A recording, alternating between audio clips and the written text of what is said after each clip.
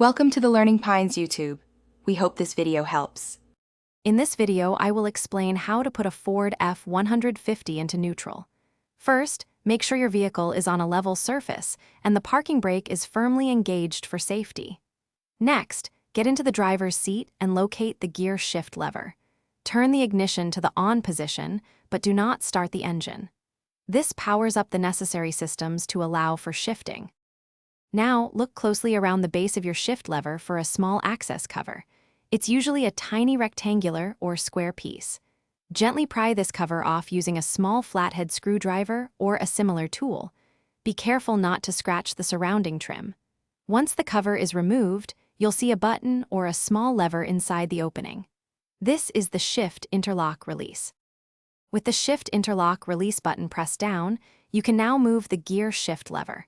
Carefully slide the lever from park into the neutral position. Double-check your dashboard display or the gear indicator on the shifter to confirm that N for neutral is clearly shown. Once it's in neutral, you can release the shift interlock button.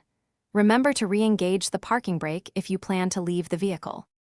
After successfully shifting to neutral, remember to replace the small access cover over the shift interlock release. Just snap it back into place. Always ensure your parking brake is engaged when the vehicle is stationary, especially if it's in neutral, to prevent any unintended movement. For more helpful tips and great deals, check the description below this video. You'll find a link for fantastic leak-proof meal prep containers and other useful items. Thanks for watching. Consider subscribing if we helped you.